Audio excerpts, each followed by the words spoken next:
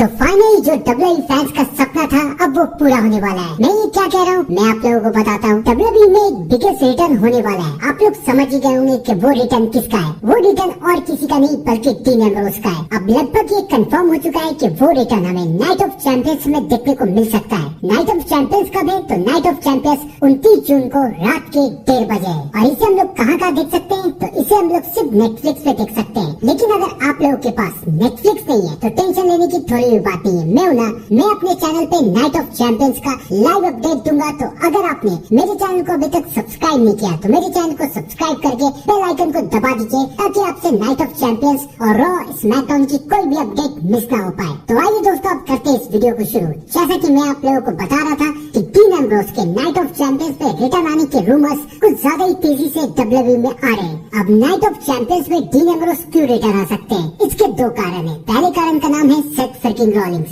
आप लोगों ने बिल्कुल सही सुना, सेथ रॉलिंग्स जिन्होंने रोमन रेंस को धोखा दे दिया और जिन्होंने पॉल हेमन को भी हड़प लिया है। और अब Seth Rawlings mister money in the bank भी बन चुके हैं। सेथ रॉलिंग्स के टीम में दो खतरनाक मेंबर हैं, ब्रॉन्सन रीड और ब्रॉन बेकर। और सेथ रॉलिंग्स का सामना कौन कर रहे हैं? कोई भी नहीं, बिल्कुल सही, कोई भी नहीं, क्योंकि सीएम पंक तो जॉन सीना के साथ इन्वॉल्व है। और सीएम पंक और जॉन सीना के मैच में सेथ रॉलिंग्स अपनी टांग अड़ाने की कोशिश जरूर करेंगे, यानी कि सेथ रॉलिंग्स कैश इन करने की कोशिश जरूर करेंगे। तो उसकी कोशिश को नाकामयाब कौन करेगा? कौन है ऐसा सुपरस्टार जो कि सेथ रॉलिंस की कोशिश को बेकार करेगा, उनके मनी इन द बैंक को इतनी जल्दी इतनी आसानी से कैश इन होने तो नहीं देगा? और कौन? उस सुपरस्टार का नाम है the tribal chief, your tribal chief, the only tribal chief, Roman Reigns. Roman Reigns return आने वाले हैं नाइट ऑफ चैंपियंस में सेथ रॉलिंस को रोकने के लिए। लेकिन रोमन रेंस को भी अपनी टीम की जरूरत है। बिना टीम के रोमन रेंस भी सेथ रॉलिंस को रोक नहीं पाएंगे। और रोमन रेंस की टीम में डीन एम्ब्रोस का रहना बहुत जरूरी है, तभी तो शील्ड का फैक्शन एक बार फिर से बनेगा। और डीन एम्ब्रोस